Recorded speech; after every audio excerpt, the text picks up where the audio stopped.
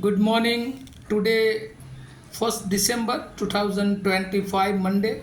Wisdom of Word of God morning ડિવોશનમાં આપ સર્વનો આવકાર કરવામાં આવે છે અને પ્રેમી સલામ પાઠવવામાં આવે છે.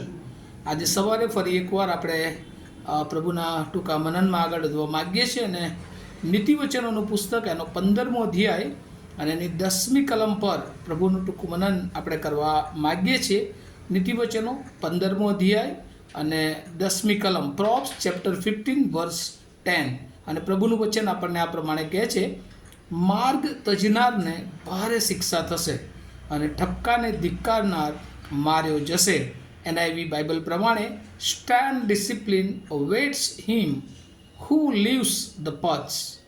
He who hates correction will die. અને આ પ્રભુનું વચન છે. અને આજે આપણે પ્રભુનો બહુ આભાર માનીએ છીએ કે ગઈકાલથી પ્રભુએ આપણને એડવાન્સ સિઝનમાં એન્ટર કર્યા છે, ખ્રિસ્ત આગમનની ઋતુ, કે જેમાં આપણે ફરી એકવાર 2025ની નાતાલની ઉજવણી તરફ, પ્રભુ ઈસુના જન્મદિવસની ઉજવણી તરફ આગળ વધી રહ્યા છે. ત્યારે આ ડિસેમ્બરનો પ્રથમ દિવસ એ આપણા જીવનને માટે પ્રભુ આશીર્વાદિત કરે અને આગામી નાતાલ અને નવું વર્ષ એ બધાના જીવનને માટે આશીર્વાદિત થાય એવી મારી વ્યક્તિગત અને કુટુંબ તરીકે શુભેચ્છા અને પ્રાર્થનાઓ છે. આજે આપણે જે વચન વાંચ્યું છે ને ત્યાં બહુ સ્પષ્ટ લખવામાં આવ્યું છે કે માર્ગ તજનારને ભારે શિક્ષા થશે અને ઠપકાને ધિક્કારનાર માર્યો જશે. જ્યારે હું વચન વાંચતો હતો કે પ્રભુ બહુ કડક વચન, બહુ અઘરું વચન, એ જાણે કે આપણા માટે આજે સવારે એ કહી રહ્યા છે, પણ પ્રભુ એ બહુ જુદી રીતે આપણને શિક્ષણ આપવા માગે છે. જો આને એક થીમમાં કહેવું હોય તો એવી રીતે કહી શકાય, ડિસિપ્લિન ઇટ્સ નેસેસિટી, શિસ્ત અને તેની આવશ્યકતા. આપણને હાર્ડ લાગે, અઘરું લાગે, પણ પ્રભુનું વચન એ પ્રમાણે કહે છે કે માર્ગ તજનારને વધારે એટલે ભારે શિક્ષા થશે. કેમ અહીંયા પ્રભુ એવું કહે છે કે જે લોકો ઈસુના માર્ગમાં છે, જેઓ પ્રભુ પર વિશ્વાસ કરે છે, જેઓએ પ્રભુને સ્વીકાર્યા છે, જેઓ એ વિશ્વાસના જાણકાર છે, હવે જો એ લોકો એ ઈસુથી દૂર જશે, જુદા માર્ગો તરફ જશે, તો એ લોકોના જીવનને એ ભારે શિક્ષા ભોગવવી પડશે.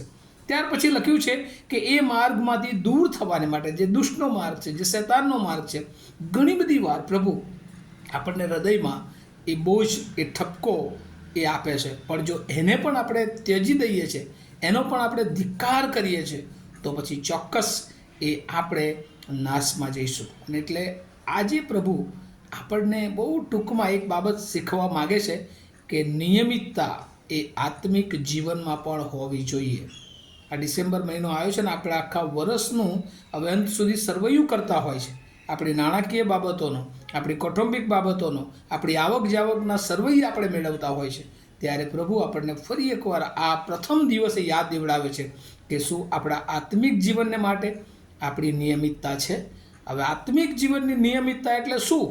દરરોજ પ્રભુનું વચન વાંચવું, પ્રભુના વચન સાથે બેસવું અને પ્રભુના વચનનું મનન કરવું. એટલે પહેલી વાત, રોજ નિયમિતતા એ પ્રભુના વચનના વાંચનમાં હોવી જોઈએ. ત્યારબાદ દરરોજ એ પ્રાર્થનાનું આપણું શરીર, એ જીવન એ આપણું બનાવવું, અને ત્યાર પછી એના ઉપર વિચાર કરવો કે ઈશ્વરે આપણા માટે કઈ બાબતો એ રાખી મૂકી છે, ઈશ્વર આપણને કઈ બાબતો તરફ દોરવણી આપવા માગે છે, ઈશ્વર આપણને કઈ બાબતો માટે તૈયાર કરવા માગે છે, અને ત્યારબાદ એ પ્રમાણે આપણે જીવન જીવીએ. અને આ ડિસેમ્બર મહિનો શરૂ થયો છે, એનો પ્રથમ દિવસ છે. ત્યારે આપણે એ જાન્યુઆરીથી લઈને આજ દિન સુધીનું એ આત્મિક જીવનને જરા ચેક કરીએ કે કયા દિવસે આપણે ચૂકી ગયા છીએ, પ્રભુની સાથે એના બેસવામાં ચૂકી ગયા છે, પ્રાર્થનામાં ચૂકી ગયા છે, જીવવામાં ચૂકી ગયા છે. તો પ્રભુ આપણને આજે સવારે પ્રમાણે કહે છે કે મેક ડિસિપ્લિન ઇટ્સ નેસેસિટી. આપણે શિસ્તને આપણા જીવનમાં રાખીએ, કારણ કે શિસ્ત એ એક આવશ્યકતા છે આત્મિક જીવનને માટે.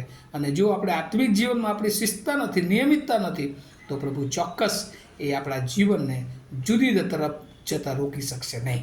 અને એટલા માટે રોમનોનો પત્ર એનો 8મો અધ્યાય અને એની 13મી કલમ એ પ્રમાણે કહે છે, કેમ કે જો તમે દેહ વડે જીવશો તો મરશો જ, પણ આત્મા વડે શરીરના બધા જ કામોને મારી નાખો તો તમે જીવશો. સિનફુલ નેચર સાથે જો આપણે જીવવાનો પ્રયત્ન કરીએ છીએ, આ દૈહિક બાબતોને વધારે માન આપીએ છીએ, દૈહિક બાબતોમાં વધારે રચ્યા પચ્યા રહીએ છીએ, તો આત્મિક રીતે આપણે મરણ પામીશું. અને એટલે આજે સવારે પ્રભુ આપણને અવેર કરવા માગે. પ્રભુ ઈસુના એ જન્મદિવસની ઉજવણી કરવા જઈએ છીએ એ પહેલાં આપણું જીવન એ પ્રભુની ઓળખમાં છે કે કેમ, એ આત્મિક જીવન જે ઈશ્વર આપણી પાસે અપેક્ષા રાખે છે એ જીવન આપણે જીવી રહ્યા છીએ કે કેમ, અને નથી તો આજે સવારે એક નવા નિર્ણય સાથે આ જૂના વર્ષના છેલ્લા મહિનામાં પ્રભુ આપણને એન્ટર કર્યા છે.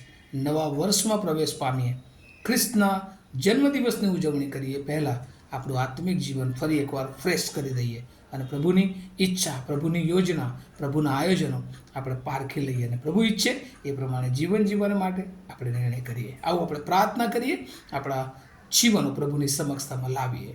અમારા જીવંત અને દયાળુ ઈશ્વર, ફરી એકવાર પ્રભુ તમે અમને જે વચન આપ્યું છે, ઘણી બધી વાર પ્રભુ અમે તમારા માર્ગને ત્યજી દીધો છે. પ્રભુ ઘણી બધી વાર અમે તમારા ઠપકાને ધિક્કારી દીધો છે. પણ આજે સવારે ફરી એકવાર પ્રભુ નીતિ વચનો મારફતે તમે અમને શીખવ્યું છે કે આત્મિક જીવન એ બહુ જ આવશ્યક છે, અગત્યનું છે. ત્યારે પ્રભુ અમારી દેહની બધી જ ઈચ્છાઓને અમે મારી નાખીએ અને પ્રભુ આત્મિક રીતે નિયમિત તમારા વચનોમાં, પ્રાર્થનામાં, મનનમાં અને પ્રભુ અમે એ પ્રમાણે જીવન જીવવા માટે સતત પ્રભુ અમે મેચ્યોર બનીએ એવી કૃપા માગતા અમે સગડા અને જેઓ સાંભળી રહ્યા છે, જેઓ પોતાનું જીવન પ્રભુ તમને સોંપી રહ્યા છે, એ સર્વને માટે તમારી કૃપા, બળ અને સામર્થ્ય માગતા મારી પ્રાર્થના ઈસુ પ્રભુના નામમાં સાંભળો, તેનો સ્વીકાર કરો. Amen. Have a nice day to all of you. Thank you.